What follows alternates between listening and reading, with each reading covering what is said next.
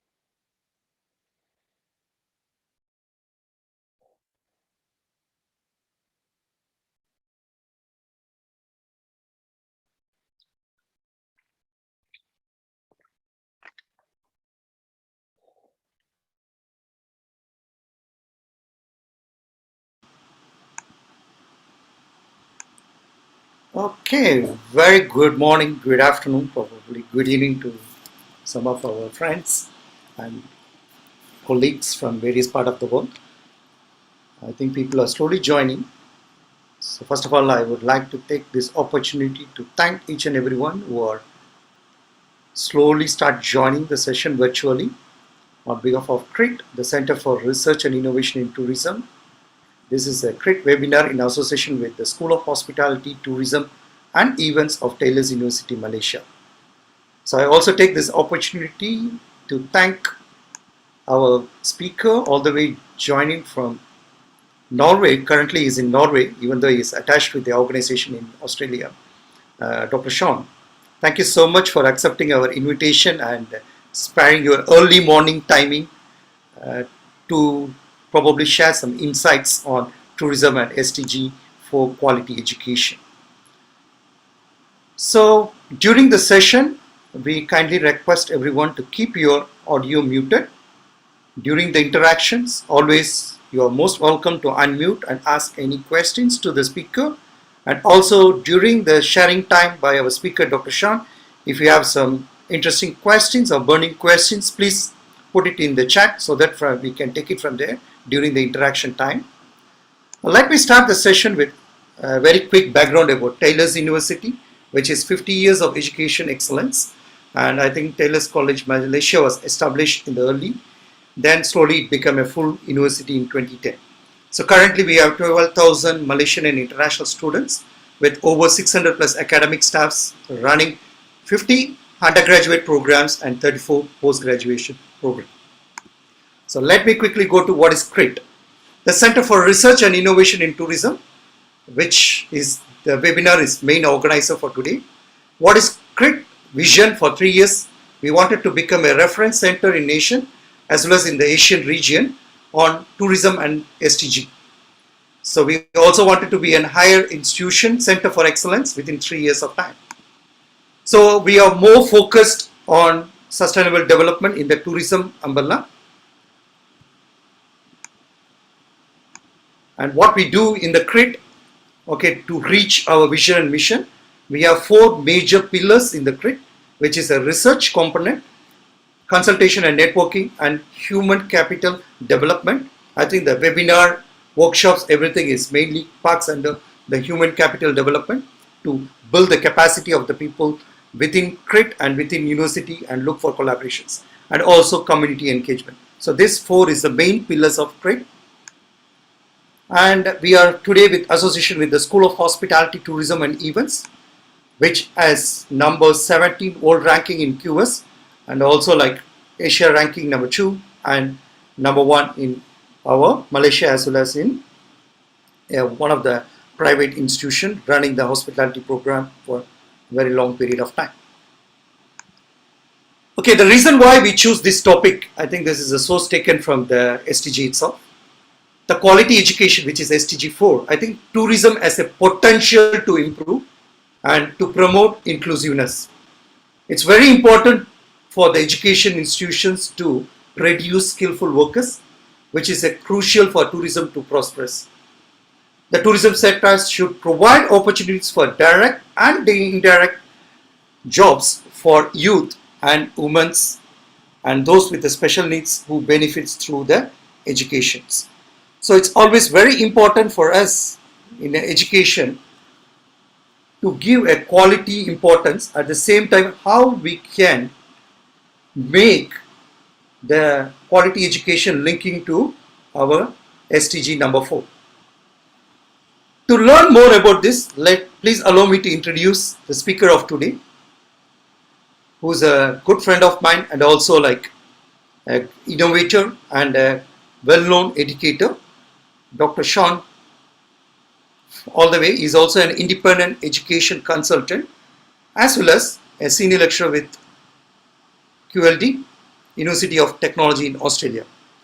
Dr. Sean is an educator and researcher in the field of education, and he has more than 25 years of teaching experience. He do have an hospitality education background and also experience. His expert is more on the innovative pedagogical approaches. He has done a lot of benchmarking projects in Australia as well as in the Asia Pacific regions. His recent project recently ended with Vietnam.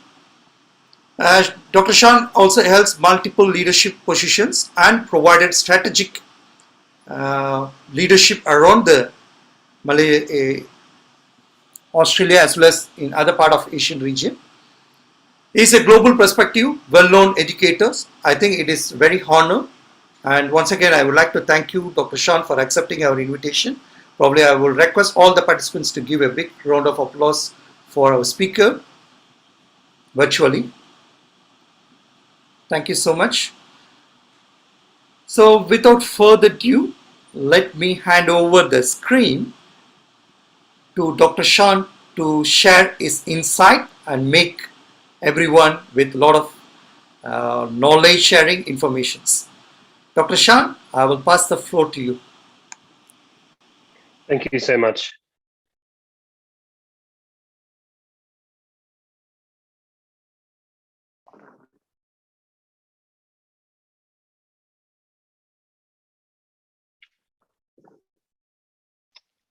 Okay, can everyone hear me okay? Yes, good to go, Dr. Sean. Wonderful. I can see that there's a range of people here from all over the place. We've got people from New Guinea, the Philippines, India, obviously Malaysia, and other countries. So I know it's all at different hours of the day for you here. It's a nice 7 a.m. start for me here in Norway. I've got my chat window open here. Please send some messages there, some comments as we go through. I want to try to make this as interactive as we possibly can, given that it's a Zoom type keynote or speaking opportunity. But please put some messages there. I'll look at that. If you've got questions as I go through, I'll try to clarify. As you heard, this is about tourism and the Sustainability Development Goal number 4, which is quality education. And I sat down when I was given this topic and asked to speak here. I was thinking, well, what is it that we can talk about in quality education? And from a tourism and hospitality perspective, it got me starting to think about how we redefine pedagogy and assessment. And there's so many things that we can do here. You've already seen our next slide here, and this is taken from the web page. This at the bottom here, and what you previously saw in the introduction screen. But what I did was I broke down the 3 sentences a little bit more here. It's talking about tourism has a potential to promote inclusiveness. Now, if you're not from a tourism or hospitality area, that's okay. What I've got to say today can apply across a broad range of areas. As you heard, I do have a tourism and hospitality background, having started my career teaching hospitality and tourism for many, many years in schools and TAFE, or in Australia, we call it further education institutions, where a lot of our tourism and hospitality is taught. So tourism has a potential to promote inclusiveness. And we'll come back to this key point during the slide, because inclusiveness is something we should be doing within our education systems as well, not just within our work sector, whether it be tourism, hospitality, or engineering or medicine, but we need to be promoting the inclusiveness all the time. And inclusiveness is an interesting word when we start to break it down. A skillful workforce is crucial for tourism to prosper. And that's what's going to get, that's what is a key focus of today's talk is here. It's how do we develop a skillful workforce, and what makes a skillful workforce? And how is this enabled through something called quality education?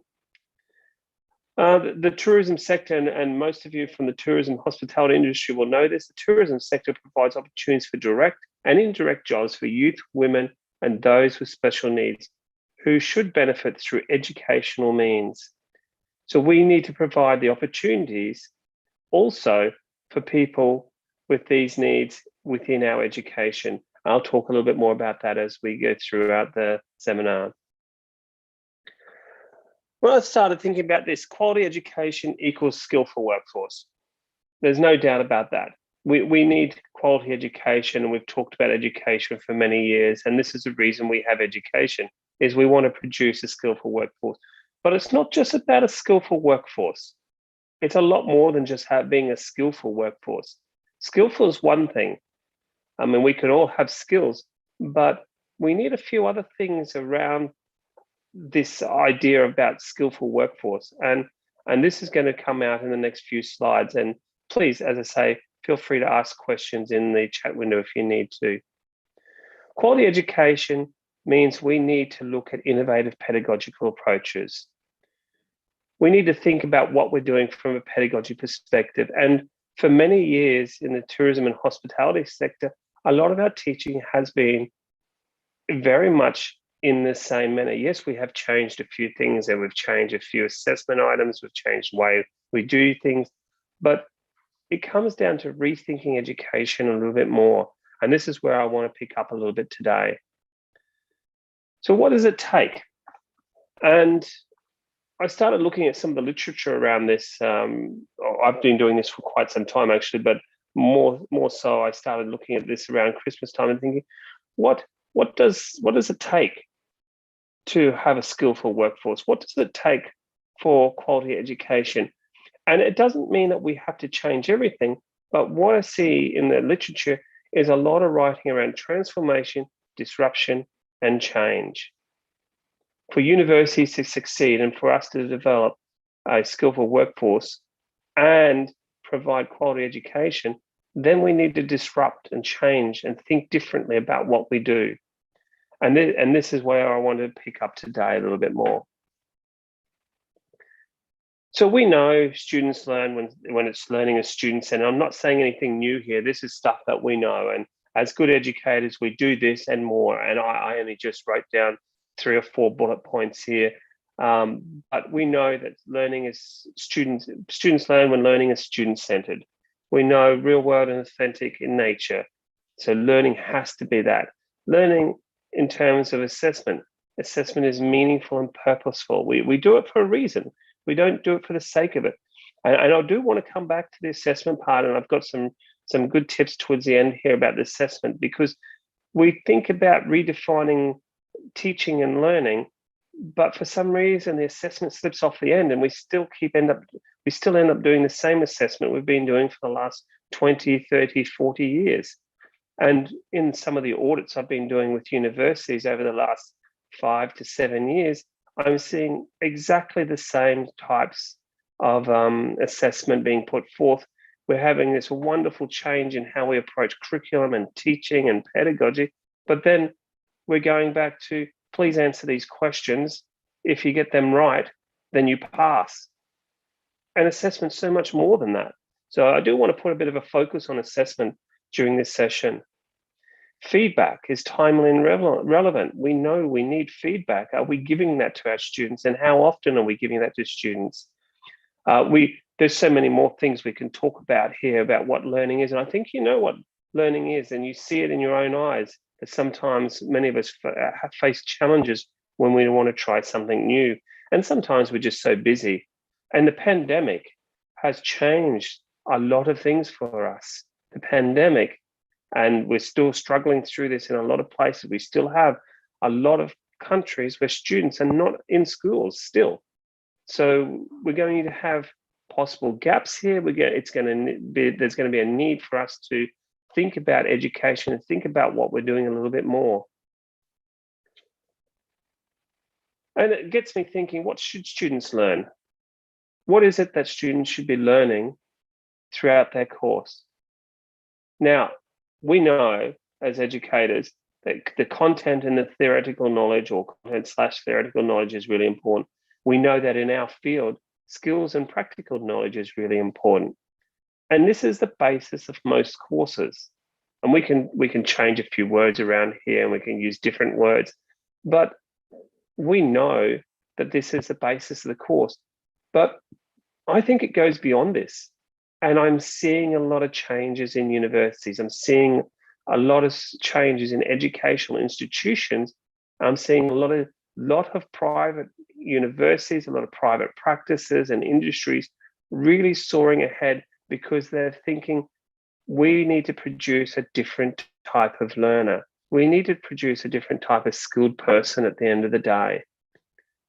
We need what I call survival skills for students. We need students that are curious, critical, resilient, and proactive learners. We need our students to be more than just students who know the content and knowledge of our area. Could you imagine in the tourism industry putting a student or a graduated student from your university or college or whatever institution you want to call it in front of people that has no collaborative skills, no communication skills? How do we develop that in students? And how is that integrated as part of your course? In your course, how do you develop that? Do you assess for that? Do you specifically teach for that? And so we're talking about here what some people might call 21st century skills. And I know that Taylor's been doing some work with some borderless learning opportunities and stuff. And it's very similar here to these 21st century skills that I'm talking about. I've also mentioned GCED here, and this is global citizenship education for those who are not familiar with the term. And global citizenship education sort of works together with 21st century learners' skills. But our 21st century learners, we're thinking about critical thinking and problem solving. How do we solve those problems? In the tourism and hospitality industry, how are we developing students that can solve problems on their own? How are we testing that they can do that? I know I use the word testing there, and I do use it very cautiously, but how do we know our students have those skills?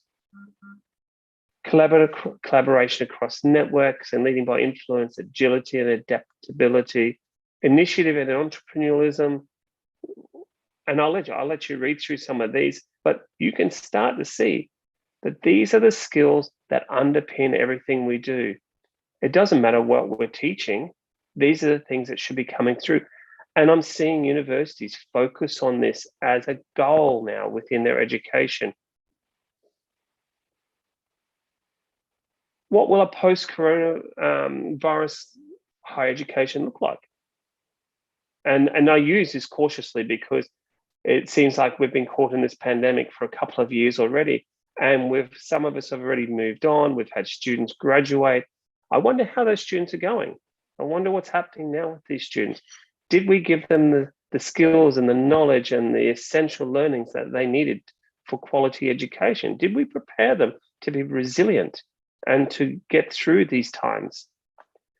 So these are the sorts of things that I'm thinking about when I'm thinking about quality education and what it means to be at the forefront of learning, to be innovative, to have change, to transform.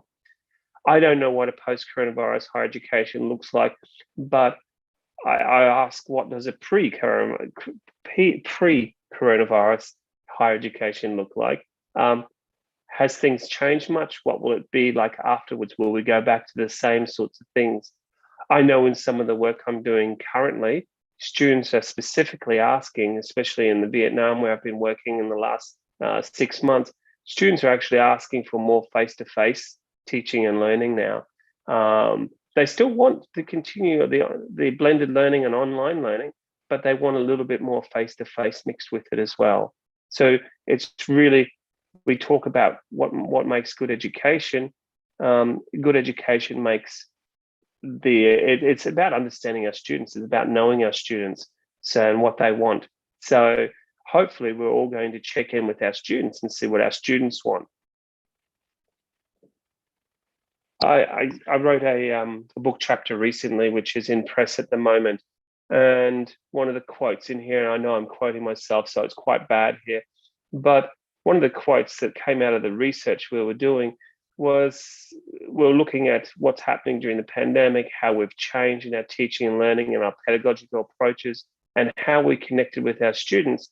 And what came out of that was, it took a worldwide pandemic for many educators to embrace new ways and discover the benefits that new pedagogical approaches can offer.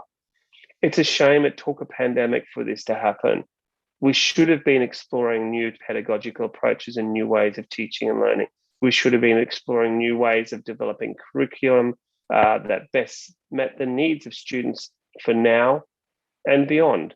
We should have been developing this already. And I use the word cautiously, playing around with ways to connect and engage with students more. And not just students, but connect and engage with industry and bring industry into what we're doing. So I'm going to spend the next few minutes just briefly looking at the changing nature of higher education. After I look at the changing nature of education, I'm going to come back to some practical examples around what I've been doing with students around creative inquiry. And then I'm going to finish off with a little bit around assessment. Again, if you have questions, throw them into the chat. I do want to try to interact as much as I can with you. Okay, I don't expect you to read everything that's on the screen here. What I've done is I started looking at what's happening in higher education. I've been doing this for a couple of years now, pre-pandemic and during the pandemic. I won't say post-pandemic because there's still many people struggling. But I looked at the Victorian University model, and they have something called a block model here. And this is just one example, please. There's many universities doing different things and being quite innovative. This particular one is where students can take or complete a block of, over a block, complete a subject and then move on to another block. So each unit is or each unit, we say unit here, that means a subject for those who are familiar with using the term subject. Each of the students focus on only one subject at a time. They don't learn 3, 4, 5, 6 subjects. They focus on one subject, they pass that subject, and they move on to the next subject. Now, can you imagine doing this in a typical university where students might do 4, 5, 6 different subjects at once, and then they pass the semester and they move on to the next semester? In this model, they're allowing students to focus on just one thing. And there's a lot of background research and literature here that talks about the fact that students are better at focusing on one thing than multitasking. And we talk about multitasking, and we say students are multitasking, and we say academics are multitasking. They might be on their laptops, they might be trying to listen to a lecture. There might be some of you right now chatting in the background here, but are you really focused? And some of the literature and research is saying that we really can't focus on more than one thing properly at a time. We have to give up something if we start focusing on another thing. So here, this university is trying a block model where they're focusing on one subject for 4 weeks, then move on to the next subject. You can find out a little bit more about that if you do a search for Victoria University block model. The pass rate here is quite impressive. It's very different to what they've done previously. I know other universities are doing similar sorts of things. I know QUT is moving on to a new model. I know that there's a number of universities that are focusing on the experience for students. How can we improve learning and the outcomes, but also student retention?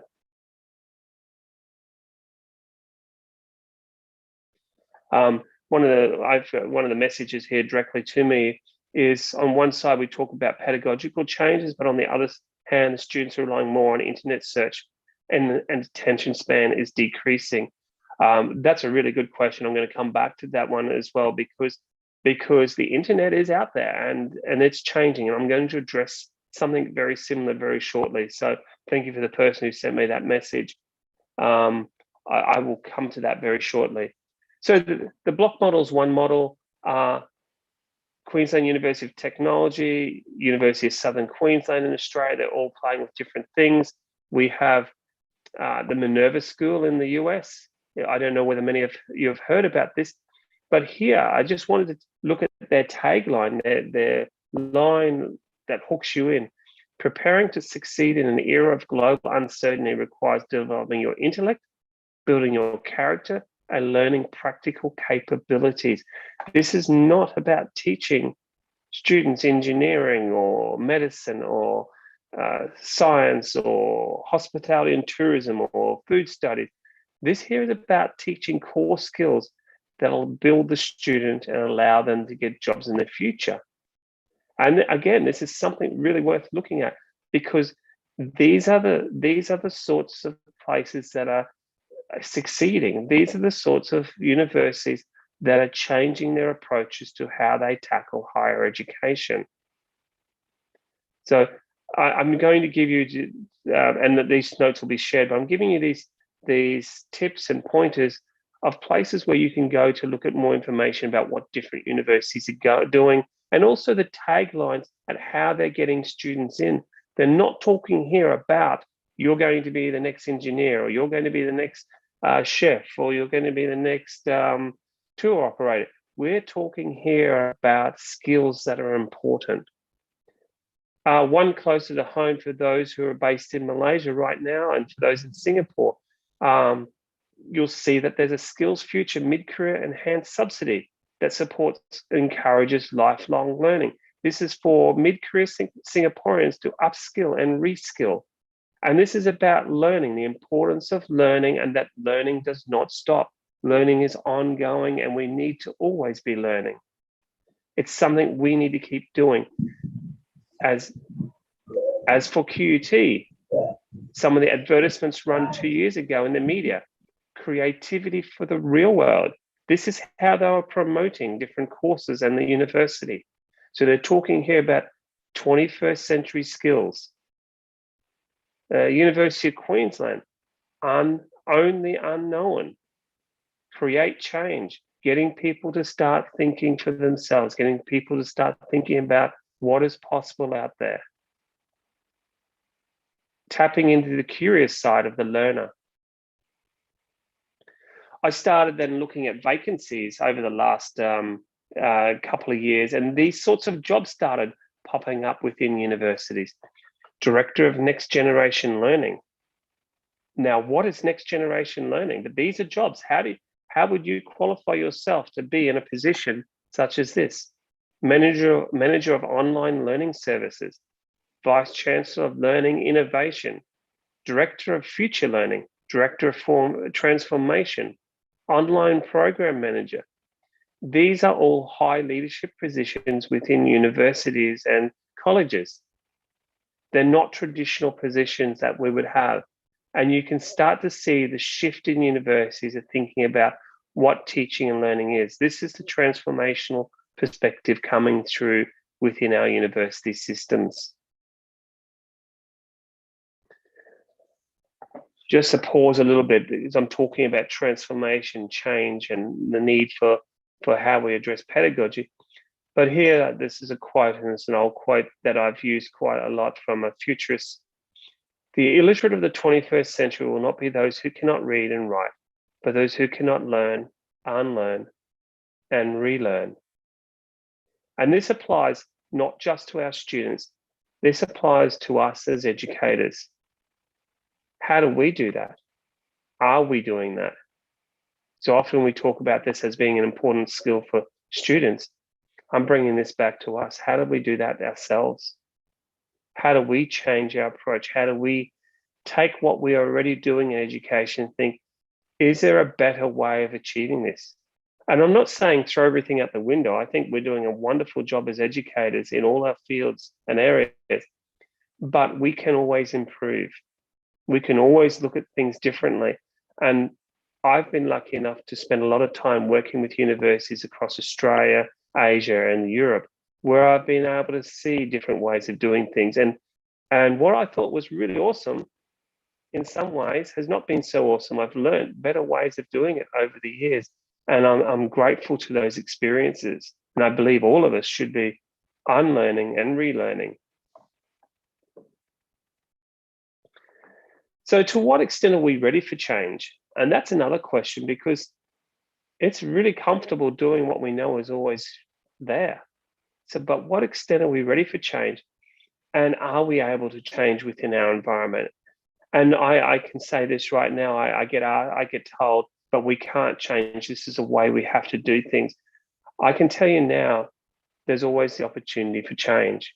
It can be small little changes just in the way you talk to students, how you connect and engage with students. And those little changes, getting to know your students, is a really big thing.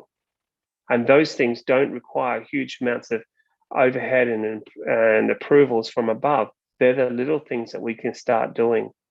The way we connect and engage through our teaching and learning practices. And I'll come to something called creative inquiry shortly, which is a process I use with my students. I'm going to talk a little bit about Australia here. I haven't got the statistics for across the world, but I thought I'd just bring in some statistics I collected from Australia. In higher education in Australia, 1 in 5 of all learners are fully online. How does your university deal with online students? Are they dealt with the same way as those students that attend face-to-face? Can some of your subjects that were only face-to-face be taught online? What components can be broken up into online and face-to-face or blended? Is it possible? Because before the pandemic, people said there's no way we can do this online. It's a practical subject. We need our students face-to-face.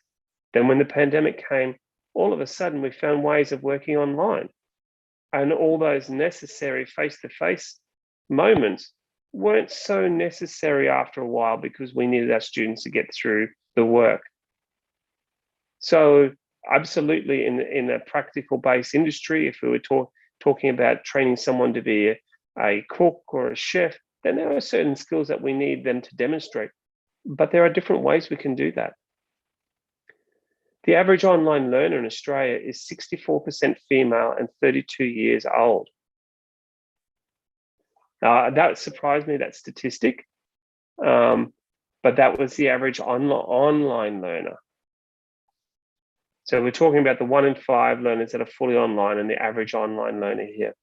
We also found that the online learner also already has a bachelor's degree and is in full-time work with 1 to 2 children, can't afford to go to a university and give up their job. And that's the reason they're online. So these were some interesting statistics that some people, or many people in Australia, already had a degree and they were studying again online to change profession or occupation or just upskill their learning. So these were interesting statistics that I found. And I was thinking, how as a university do I capture that market? How do I cater to this market? The need for change is real. There's no doubt about that. We live in an information-rich society where there's information all around. As someone said to me in the chat there before, how do we deal with pedagogical changes when the students rely on the internet? The internet's going to be there. Let's embrace it. There's ways to work with this. We are definitely in an information-rich society, and I didn't include in this presentation, but one of the quotes I had was from the CEO of Netflix, and it was interesting to hear him talk, because he said his biggest challenge wasn't Amazon. It wasn't Amazon or HBO or Disney Plus or whatever streaming service that's out there. Their biggest challenge was sleep. That was the biggest challenge, sleep, because they know that their target audience, they're fighting with an audience that has a job or might go to school and must sleep. So their biggest challenge was deal with sleep. And I do have that quote somewhere, and if we've got time, I'll throw it up later. But it was really interesting to see how people talk about students and talk about people in general when it comes to time. Traditional ways of thinking about learning will no longer meet the needs of our changing society. There's no way, and there's no doubt about that. We know that we have to have new approaches to teaching and learning. And I actually don't have all the answers here, and I don't think anyone does. But this is where it comes down to us doing some experimentation, getting to know our students, and trying something new. It comes down to us being creative learners and critical thinkers ourselves. Consideration needs to be given to a renewed curriculum that is culturally responsive to a changing society. When was the last time you renewed your curriculum? When was the last time you reflected upon what you're doing and thought, you know what, I need to collaborate with someone and look at a different way of doing this? And the collaboration is really important here. You can't work in silos. You must collaborate with others. Talk with others from across universities. As I said just moments ago, I've been really lucky to work across multiple universities in multiple positions. And often when I'm designing a new subject or course, I'm getting feedback from a whole variety of sources. This is important. And I do this regularly. I look at renewing my curriculum as often as I can. And yes, it's a lot of work, but I know my students are thankful and they're getting a lot out of this. Approaches to teaching and learning must evolve for universities to stay relevant. We've got a whole lot of changes happening in the university and private sector. Now, students are picking up degrees from MOOCs online or massive online courses. There's accreditation processes that are recognized internationally.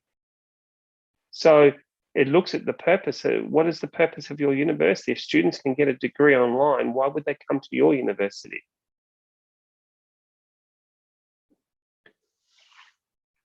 And a little bit of research I was doing, I surveyed close to about 3,000 students over about 5 years here.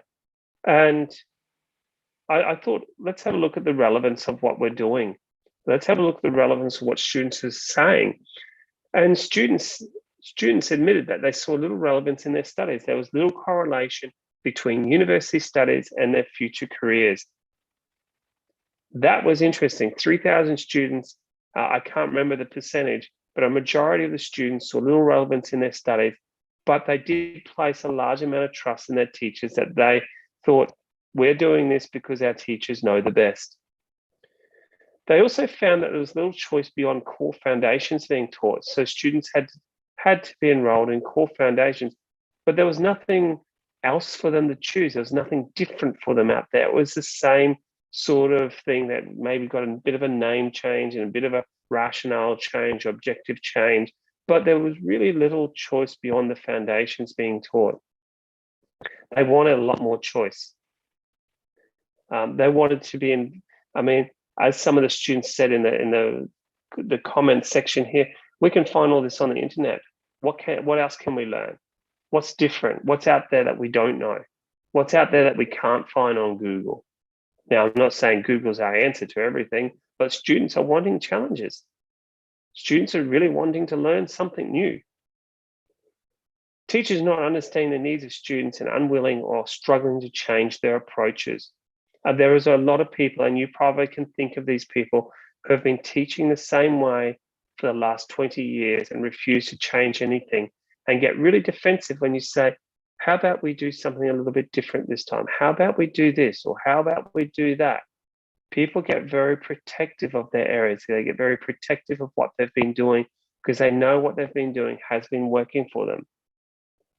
Again, we throw a pandemic in there and we've seen some amazing things come out in the learning. I've been very impressed when I've reviewed different papers and read different research articles recently. There's some amazing stuff coming out. So there's some really good stuff there. Sometimes we just need to think differently about what we're doing. And I've got this far and I'm thinking, what have I said about pedagogy? We've talked about universities, talked about transformation and the need for change, but pedagogy is underpinning all this. Our curriculum neural is part of our pedagogy. Change, risk, and innovation, it's a big thing. How do we deal with this? And change is difficult to embrace. we become, as I said, we become comfortable doing what we've always done. And we have preconceived ideas and rules. And sometimes these preconceived ideas and rules, they're just what someone else may have said in a corridor or someone else may have said in a meeting. Sometimes those rules don't even exist. So it's really important for us to understand what are really rules and what are just things people keep saying in the corridor. So think about what you can do. Don't think that change is impossible. I remember a quote once, change is the one constant in life. We know that there's always going to be change. The university is changing, and many universities, as I said, are changing already. Many are looking at the importance of those global citizenship education, which is something I've been doing a lot of in Vietnam over the last 6 months, because the universities there have seen a need to introduce that as part of the core program for students, because learning in graphics, learning in design, learning in the arts or tourism and hospitality alone, learning those core skills is not enough. They need to go out further. They need to think about problem solving, critical thinking, communication, collaboration, personal speaking, something like simple as that. So these sorts of things are really coming to the forefront recently. What if university is a platform and teaching is a service? What happens then? So the university becomes a platform and the teaching becomes a service. What is that core function of a university? And can corporate or industry fulfill that role in higher education?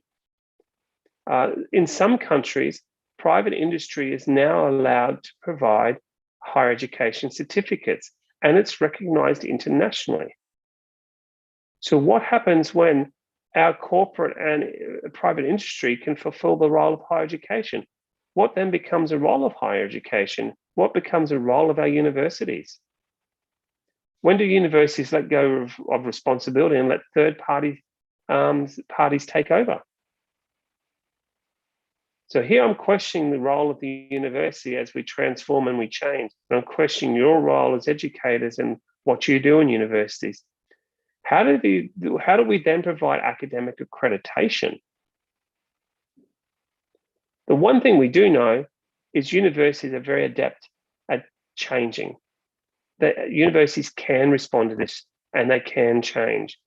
But I want you to start thinking about the role of other industry sectors here and accreditation purposes, because it's going to be important still for students to have a degree and have a degree from a reputable university. It's how we go about this and how we accredit and how we acknowledge other sources that's going to be really important. And this comes back to how we plan and design our courses and our subjects as well. So I teach tourism and hospitality. What is so different between tourism and hospitality and other areas in the university? The answer is nothing. They all draw on the same sorts of things.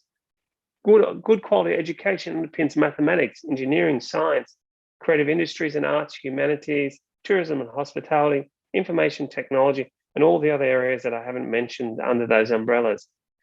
Good quality education is underpinned by good quality pedagogy and innovative approaches to teaching and learning.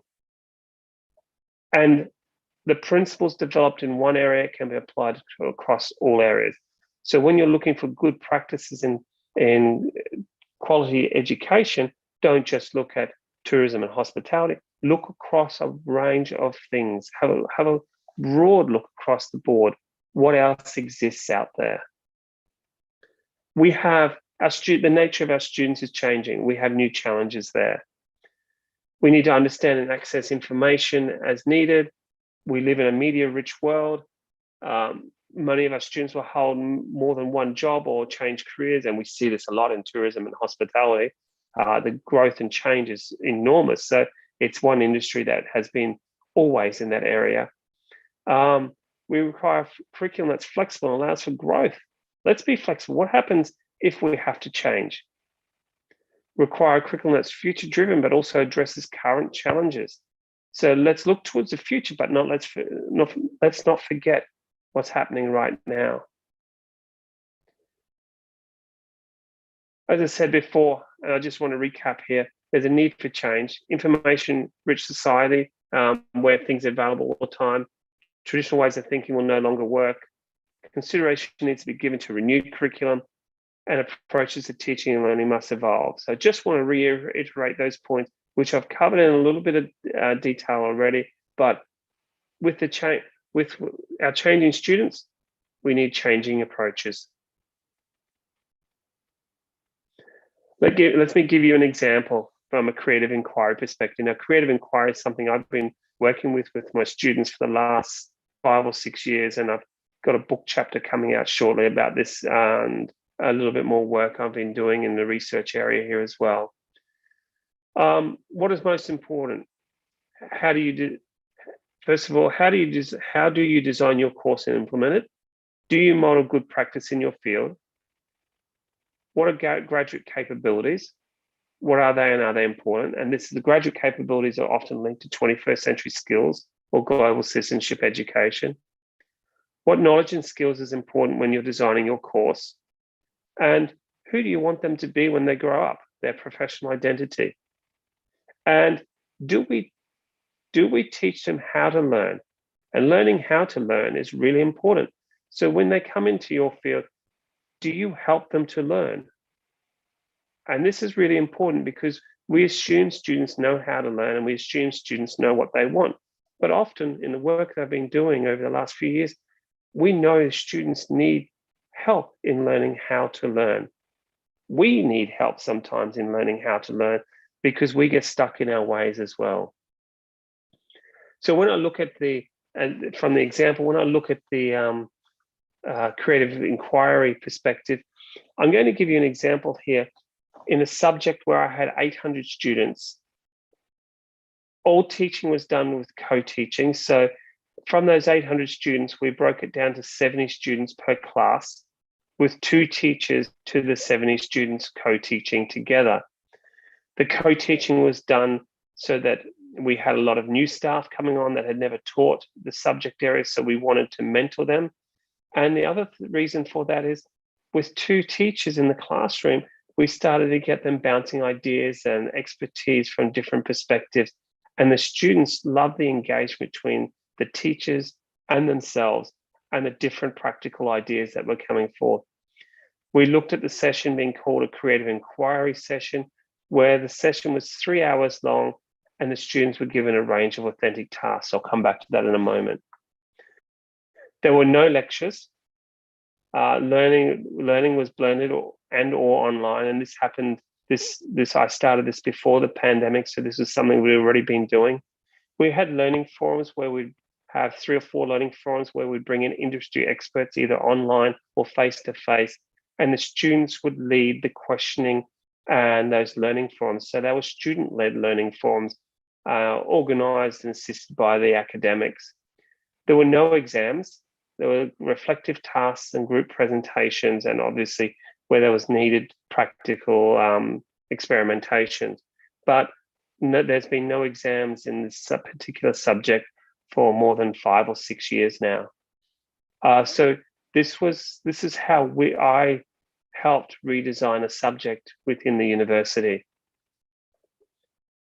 The creative inquiry encompasses both the notion of inquiry and creativity, because we wanted to embrace creativity because we knew that good things come out of creativity.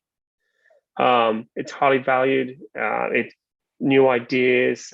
We play with new learning spaces and inquiry areas. We have multiple ideas and solutions coming forth from the students and the academics. Outcomes are evaluated through critical reflection. So we're looking at student outcomes there. It's expected that something is produced in creative inquiry. It might be an artifact, an idea, a communication, or an expression.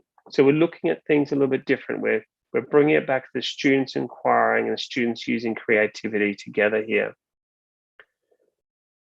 Teachers, it takes a special type of teacher here. Teachers need to be creators and curious learners as well. And they need to view students in that perspective. Need to foreground creative approaches in the process of active and challenging inquiry. Here we're thinking about exploring different things in new ways, design thinking, problem solving skills. But we all want that grounded in the theory as well. So it's important that we bring the theory out in what we're doing as well. Individual and collaborative meaning making. So we're having students work individually and together as a group. The self-reflection is really important for students here, and also the responsibility for learning. That takes a little bit for the students to gain. And teachers also recognize the need for students to develop agency and self-confidence. So that agency is where they're promoting the learning, the self-confidence, and an inquiry during the inquiry process. So these are the things that teachers are doing. They're viewing these students in this particular manner, and they're viewing learning in this particular manner. And it's these are done in a 3-hour session, as I mentioned, and it's really hands-on and practical for students. It's connected to theory. They're exploring stuff. We're not giving them all the answers. We're not showing them how to do everything. We're actually getting them to problem solve. We're getting them to present different solutions to us, and we're getting them to reflect. In one of the sessions here, or many of the sessions, one of the tricks I was doing was getting students to create a 30-second selfie video at the end of each session, just reflecting on what they had learned. And the students, they laughed about this at first and said, oh, I'm not doing that, I'm not doing this. And then at the end of the semester, when they put all their 30-second videos together, they recalled how much they learned from that process. And they valued something as simple as a 30-second selfie video, reflecting on what they'd learned each session. So there's different things we can do to connect and engage with these students and to encourage learning. Creativity for students and teachers is about developing capabilities that enable the student or the teacher to bring a fresh perspective to the process of investigating and solving complex problems and questions. Now, I like that because that's what I try to promote in my teaching. And so I'm always looking for new ways of teaching and learning. And you may not want to take this approach. This is just one example that I've taken. And I know I'm running out of time here. I'm going to finish up with 2 more slides and then hand over for questions. With assessment, what is your focus? How do you assess? And I put assessment in because it's often the forgotten person in the story of pedagogy and curriculum change. Is it an artifact that's assessed? Is it the process that is assessed? Is it the production skills that are assessed? Is it the ability to remember theoretical knowledge and facts that is assessed? What is it that you're wanting to assess? Now, a good friend of mine, Chris Blundell, who I work with, he came up with an adaptation of this work, which is the backward design for teaching and planning. And you'll see here, we start with desired outcomes, what we want our students to learn, the acceptable evidence that we want, and the learning experiences instruction. So we identify those desired outcomes, we determine what acceptable evidence we want, and we plan our learning experiences. This is how we look at designing a subject or a course. We look at some diagnostic assessment. We want to know where the students are now. We want to come back to enacting this, gauging the progress, and assessing the desired outcomes. So this is how I would plan a subject. This is how I plan a course of learning. And I'd tie in my formative assessment, summative assessment, my feedback is all in this loop here. My evidence that I'm collecting is all in here as well. I see the question here about inclusivity. Let's come to that in a moment a little bit more. Is your assessment authentic? So does your assessment replicate or simulate the context in the tourism and hospitality sector? Does your assessment challenge students to use what they've learned in solving new problems? Does your assessment provide direct evidence of learning? And here I'm asking a series of questions because I think these are good questions to ask ourselves when we're designing assessment and we're talking about inclusivity. Is this assessment realistic? Have students been able to practice along the way? Does the assessment truly demonstrate success and mastery of a skill students should have at the end of the course? Because a lot of things being assessed that students will never need after a course. And I've seen that firsthand. And I've probably been guilty over the years of that firsthand. I know that some of the things I was teaching in hospitality were things I'd never used in the industry, but they were traditional approaches and things that we would rely on within the hospitality sector 15, 20 years ago. Is your assessment inclusive? So here, do you provide a variety of opportunities for students to demonstrate their learning? And this is important. What opportunities do you provide for your students? Now, you may not just do this over one subject, and this is where the collaboration between your colleagues and peers is really important, because you might do a selection of learning opportunities across a group of subjects.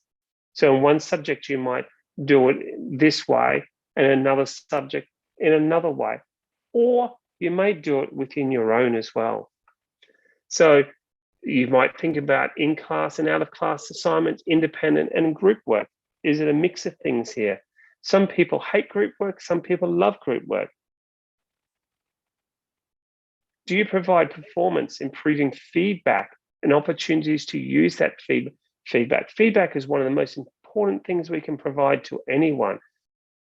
How are we adapting feedback to suit everyone? Is it performance improving, or is it feedback for the sake of feedback? Do you offer early and frequent assessments that mirror larger assessments or build skills for later assessments? So do you build knowledge, or do you just expect them to have the knowledge at the end of an exam at the end of a semester? Do you use rubrics to ensure transparency of what success should look like? Now, I can talk from an Australian perspective here. I can probably talk from a Norwegian perspective. I've been working with Norwegian universities and schools here as well. But from an Australian perspective, in a university, a QUT, all students must be given their rubrics and assessment tasks in the first week of learning.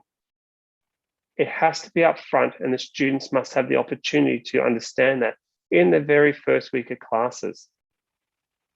Is that happening in your university, or are you changing assessment as you go?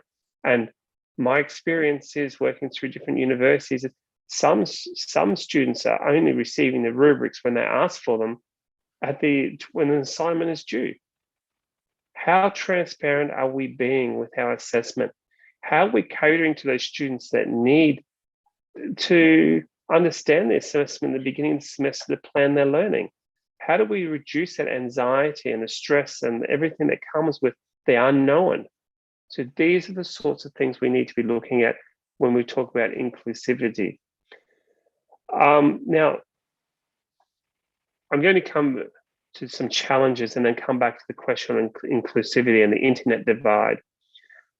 Challenges, people and change are always going to be challenges. Some people will love change, some people will hate change, and there'll be people that sit in the middle. We have changes in our roles and our routines. And changes in our roles and routines are difficult for a lot of people. I want to talk a little bit about, and I haven't focused on digital technologies, which is one of the strengths of my research area, but the interaction between digital technologies and attitudes and beliefs. That's really important because things are changing and we need to accept the change with digital technologies in everything we do. And in the tourism industry, it is changing a lot. Tourism and hospitality, we have a lot of digital technologies coming through. The way we do things is changing tremendously. And we have to embrace that, and we have to prepare our students for those constant changes. They're going to keep coming, and we've seen a lot of change recently in the last 2 years. But however, one thing in teaching and learning, if we look at digital technology in teaching and learning, technical innovations do not equate to innovation in teaching and learning or curriculum design and assessment. So just because you're using technology doesn't mean to say that you're innovating teaching and learning. I've seen technology be used in really, really bad ways. I've seen it be used in really, really good ways. So this wasn't to be a presentation about how we use digital technologies.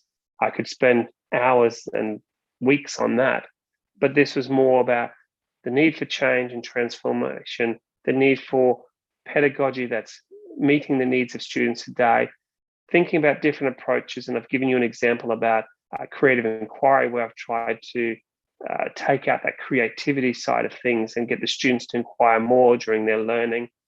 And I've talked briefly about assessment. And I know I've only had 40, or I've taken a little bit more than 40 minutes now. Apologies there. But I'll open this up to questions, and I'll start with just one thing, one quote here. How will you make learning irresistibly engaging for your students? This is a quote by Fullen, and something that I think about every time I'm working with students. How do I make learning irresistibly engaging for my students? And that underpins all my thinking in my designing, my planning, my curriculum. I want my students to be engaged. Now, first of all, I see some questions coming through. I'll start with the internet divide. The internet divide is big, and it's going to be there. There's no doubt about the internet divide. I'm going to say, how are you as a teacher dealing with the internet divide? What are you doing to decrease this internet divide? Because I believe that we as educators play a really big role in ensuring that students have the opportunity, whether they have internet or no internet. And there are ways, and I'm happy to continue this discussion on the side here, because I know that in the many places we don't have the ready access to the internet. I've taught in these towns and cities where there is just no internet. So how do we deal with that? And it's a good question. And I don't think it's just internet divide, it's technology divide as well. It comes down to the phone, even as having a smartphone. Though the research does tell me that many people have, even in developing countries, have access to at least a smartphone. I'm happy to discuss that a little bit more if you want, and keep posting here or asking questions.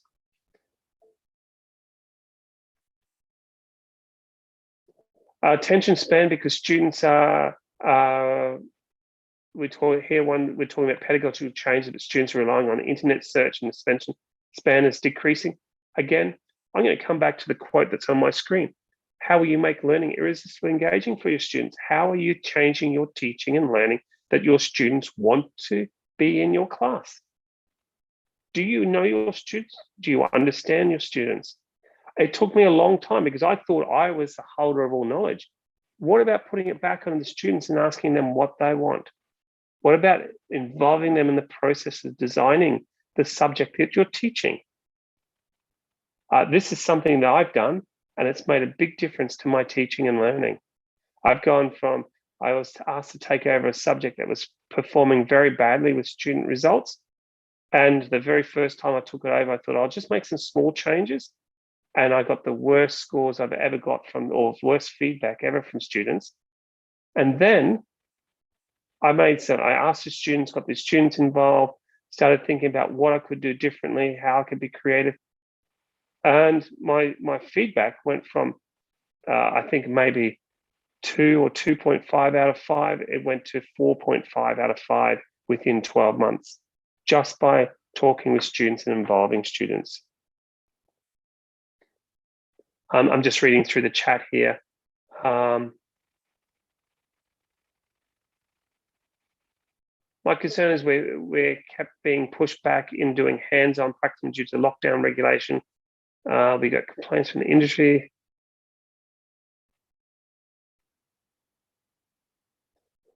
There are some things.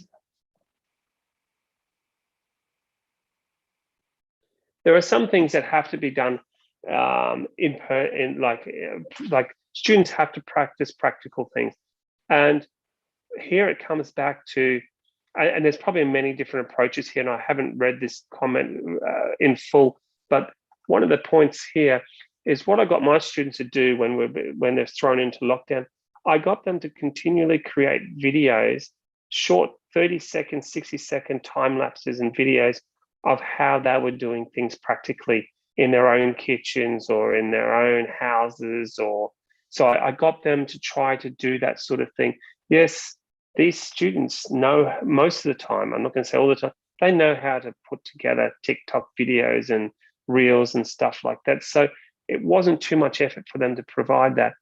But I do, complaints from the industry, I see that a lot in every sector, not just tourism and hospitality. I see that in education, I see that in science and engineering. And sometimes we have to work with these industry partners a little bit more closely. Again, happy to discuss that one a little bit more, even though I might not have all the answers. So I'm just trying, I know I'm aware of time and trying to get through all the questions here.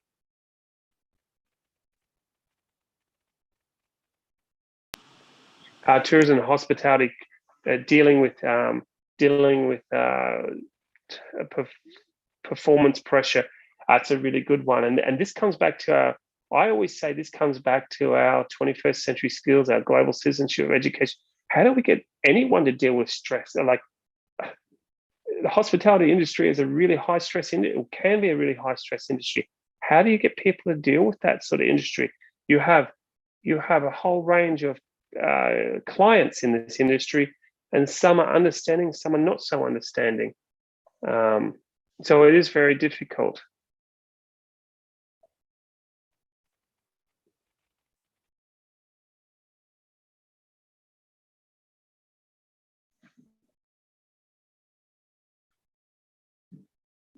Okay, I'm just going to finish up there and stop sharing my screen for a moment.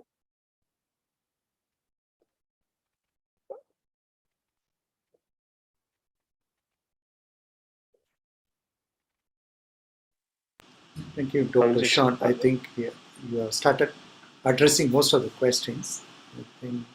Yes. I think we have most of the questions I can see coming from an academician, mostly on the challenges during the pandemic because of a big shift happened in hands-on training, psychometric related practical components.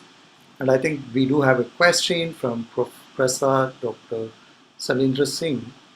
The major concern due pandemic, weak issue the attitude and the enthusiasm towards the hospitality industry. It becomes really difficult to pull the students for learning without zeal. What do you suggest? Okay, I think the connection question, I think Professor Salindra Singh, you mentioned, I will request you professors to share few pull activities for the teachers. Yeah, I think we have been listening to your wonderful thought process and a lot of insights starting from a lot of sharings. Would you like to finally give some piece of advice or probably some better strategies for the educators to overcome these common issues? Yeah, please, Dr. Isra. Thank you. Sorry, I know I went a little bit over time, and we're over time a little here. My big thing is let's think differently about what we do. I'm not saying throw out everything we're already doing. I'm definitely not saying that, because we're doing so many good things already. But we can always find room for improvement. And please connect with other people, whether it be on this forum or another forum. Connect with other people in your country, outside your country, in your university or outside your university, and ask them for feedback on your subject and what you teach. Talk about different ways of moving forward. Talk about different ways of doing things, because there's so many things out there that we can do. And I don't have the solutions for everything. I learned from talking with others. I learned new approaches by working with others.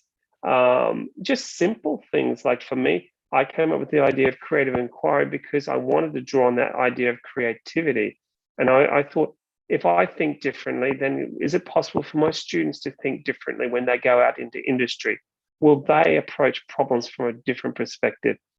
And I always say to my students that there's a solution to every problem. It's just sometimes we can't see that solution. And so that's why I always think it's important to talk with others, because they will help us find that solution. And no idea is a silly idea. I mean, the one thing I can talk about, and I'm more than happy, sometime I can do a talk around creativity and thinking and how we manage our time, because that's really important for our students and for us. And it's something I actually do in all my classes with my students because I want to promote those 21st century skills, but I also want my students to learn the skills and the knowledge, theoretical underpinnings of the area I'm teaching. I just want to take it a little bit further. And I want to put the onus of learning onto students as well. I think that's probably a nice way to finish there. Yeah. Thank you, Dr. Shan. I think Chef Thiru, the principal from Welcome Group India, I think is quite acknowledging the concept you shared from the Victoria University, the block module. He says they already introduced in their university, which got a very good welcome feedback, positive feedback from the students. So I think what pandemic has taught, I think we are all moving towards a different innovation pedagogies, and we can see how it is opening global borders, this pandemic. Thank you, Dr. Shan. Probably, I think we will try to finish this webinar in 5 minutes. I know, like, we truly respect the time of everyone. Okay, let's, I think the summary, I will make it very short, even though I've taken a lot of notes.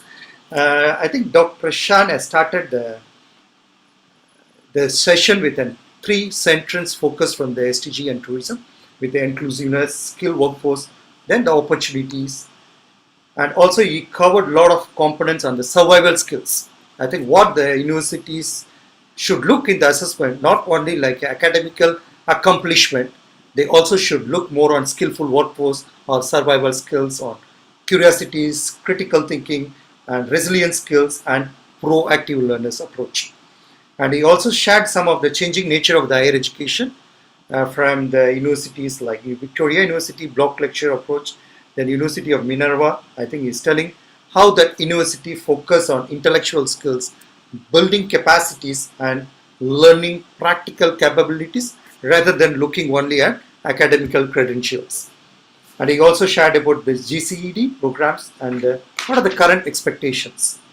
And during his sharing, I think he's covered so many different dimensions of the importance of the education transformations, starting from relevancy, change, risk, innovations, and what is the role of the university when this kind of transformations are happening. And he really told, like, even though we teach, what makes us different? If you are going to teach hospitality or tourism, whether we are so different, but he underlined one thing, as an educator, we need to compile everything, like multidisciplinary approach, and give a lot of importance to creative inquiries. And I think the last 2 slides, which I like it very much from Dr. Shan's sharing, is questioning ourselves when we design our assessment. I think you put a set of questions. After we frame our assessment, try to reflect our assessment with those questions. I think that will give a lot of improvisation in our assessment. And thank you, Dr. Shan, for sharing a wonderful view all the way from Norway. I know, like, it's early morning when we started with the pre-event some interactions. Then now we are doing our very good interaction session. Thanks for addressing all the questions. I also take this opportunity to thank each and every one. I think Dr. Shan went for a while and coming back. Thank you. Yeah, so I think I also would like to take this opportunity to share here. We do have a Scopus journal in our School of Faculty, Hospitality, Tourism and Events, and also which is also a part of the print. So if you have any interesting papers which you would like to publish, please try to submit in this print journal, which is called APJIT, Asia Pacific Journal of Innovation in Hospitality and Tourism. And a very quick, I also take this opportunity, like